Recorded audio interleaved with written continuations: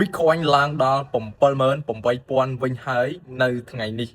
បាទស្វាគមន៍បងប្អូនទាំងគ្នាមកជួបខ្ញុំបាទថ្ងៃនេះនៅក្នុងវីដេអូថ្មីសម្រាប់បងប្អូនដែលមានបំណងនៅក្នុងការទិញលក់ Hatching មាសក៏ដូចជានៅក្នុងទីផ្សារ crypto ក៏បងប្អូនអាចធ្វើការទិញលក់បានដែរអញ្ចឹងបងប្អូនអាចធ្វើការបើកគណនីតាមរបៀបខ្ញុំបាទបាននៅថ្ងៃទី22ខែ4ឆ្នាំ2026នេះយើងឃើញថា Bitcoin ឬក៏យើងហៅកាត់ថា BTC ហ្នឹងគឺបានហក់ឡើងវិញគូសំដែរភ្លាមបងប្អូនទាំងគ្នាគឺបានឡើងដល់$78000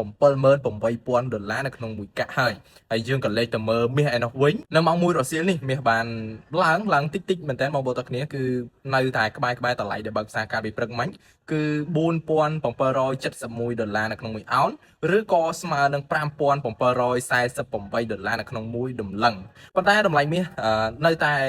បើយើងមើលលំហូរតូចបន្ទាប់ពីមានការធ្លាក់ចុះហើយគឺនៅលំហូរឡើងដដែលទេបងប្អូនទាំងគ្នាគឺមិនទាន់មានការផ្លាស់ប្ដូរអីធ្លាក់ចុះត្រឡប់មកវិញខ្លាំងនោះទេប៉ុន្តែការឡើងនេះក៏មិនទាន់ជាខ្លាំងប្រហែលដែរអញ្ចឹងជាឱកាសល្អមែនទែនសម្រាប់បងប្អូននៅក្នុងការត្រៀមទិញតម្លៃកាលខ្ញុំឲ្យព្រឹកមិញបងប្អូនទាំងគ្នានៅគឺនៅតម្លៃ4700ស្ដើងទៅ4800ស្ដើងដូចគ្នាជាតម្លៃនៅក្នុងការទិញលក់បងប្អូនអាចចូលទៅមើលវីដេអូមុនរបស់ខ្ញុំបានកុំភ្លេចតាមដានព័ត៌មានបន្ថែមទៀតថាតើ Bitcoin នឹងបន្តឡើងទៅទៀតដល់តម្លៃ80000ទេហើយតម្លៃមាសអាចនឹងមានការធ្លាក់ចុះត្រឡប់មកវិញឲ្យបងប្អូនឱកាសល្អនៅក្នុងការទិញដែរឬទេបងប្អូនអាចជួយនៅក្នុង Channel Telegram និង Follow Page Facebook ដើម្បីទទួលបានព័ត៌មានថ្មីបំផុតផងដែរ